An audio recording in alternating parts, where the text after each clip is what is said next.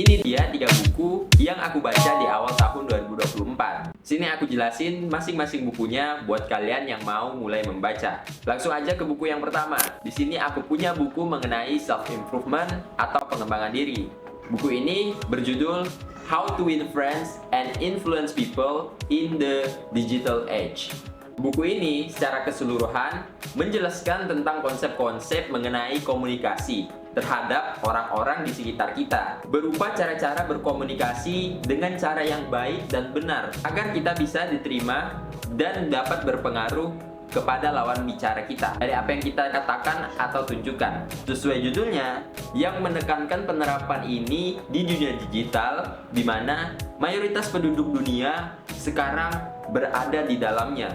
Yang membuat unik buku ini adalah konsep yang dijelaskan dalam berkomunikasi sebenarnya adalah konsep dasar yang memang seharusnya terjadi ketika kita melakukan sebuah percakapan dalam komunikasi secara tatap muka atau secara langsung. Di mana hal ini, jika kita perhatikan sekarang, nilai-nilai itu hilang di dalam komunikasi di dunia nyata. Karena seringnya kita menghabiskan percakapan atau komunikasi di dunia maya. Kita berkomunikasi antar individu, baik di dunia nyata saat di rumah, sekolah, bekerja, dan lain sebagainya, maupun dunia maya, di mana hampir keseluruhan komunikasi atau percakapan itu terjadi di sana. Buku ini bisa menjadi dasar yang baik untuk kalian pelajari. Lanjut ke buku yang kedua. Di sini aku ada buku mengenai finance atau keuangan. Buku ini berjudul Money Quest. Jadi, di buku ini menjelaskan konsep-konsep dalam mengatur keuangan. Sekali lagi sama seperti buku sebelumnya, di sini adalah buku yang menjelaskan konsep dasar yang memang seharusnya kita harus pelajari untuk mengatur keuangan kita. Uang adalah hal yang paling penting untuk keberlangsungan hidup kita, dan untuk mendapatkannya kita perlu berusaha. Dan pastinya kita tidak mau uang itu terbuang sia-sia. Nah, buku ini membantu kita untuk menjaga dan mengatur keuangan kita agar menjadi lebih efektif. Bahkan bisa membantu kita untuk mencapai tujuan keuangan kita, atau secara kasarnya membuat kita kaya. Semuanya dijelaskan secara teknis di dalam buku ini. Bahkan ada hitung-hitungannya. Tapi jangan takut. Hebatnya buku ini yang buat aku kaget adalah penyampaian dan cara-cara teknis yang dijelaskan. Apalagi ini masalah keuangan yang berkaitan dengan hitung-hitungan. Di buku ini semuanya ditunjukkan dengan bahasa dan penjelasan yang sangat sederhana, sehingga bagi kita yang baru mau mulai membaca pasti akan memahami topiknya dengan mudah.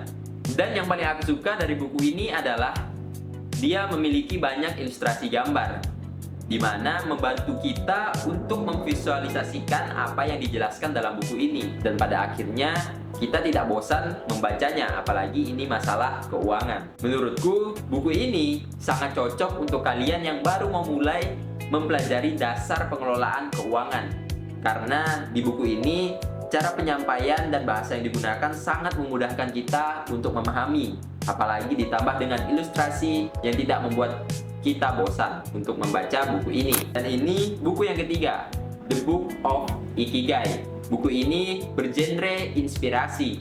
Ketika kamu membaca buku ini, kamu akan dibawa ke kehidupan bangsa Jepang, karena di buku ini menjelaskan salah satu konsep hidup orang Jepang, yaitu Ikigai. Ikigai jika diartikan secara harfiah adalah Iki yang artinya untuk hidup, dan gai adalah alasan.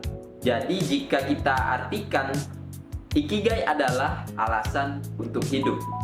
Jadi Ikigai adalah konsep hidup yang kebanyakan dianut oleh masyarakat Jepang. Di buku ini menjelaskan secara detail apa itu sebenarnya Ikigai dan bagaimana penerapannya, sehingga banyak mempengaruhi bangsa Jepang, dari membuat bangsa Jepang menjadi negara yang maju sekarang dan menjadikan Jepang salah satu negara yang memiliki angka harapan hidup tertinggi di dunia. Semua itu bisa terjadi karena satu pola pikir atau cara hidup yang sederhana sebenarnya, yaitu Ikigai, yaitu alasan untuk hidup. Dengan kondisi dunia yang sekarang, di mana manusia menjalani hidup dengan caranya masing-masing untuk mencapai ketujuannya, baik itu dengan cara yang baik atau dengan cara yang salah, buku ini bisa membantu kita untuk merenung sejenak. Apakah hidup yang kita jalani selama ini sudah sesuai dengan tujuan dan keinginan kita? Karena terkadang kita terlalu fokus pada hal-hal besar dan melupakan hal-hal kecil yang sebenarnya membuat hidup kita lebih bahagia dan lebih bermakna.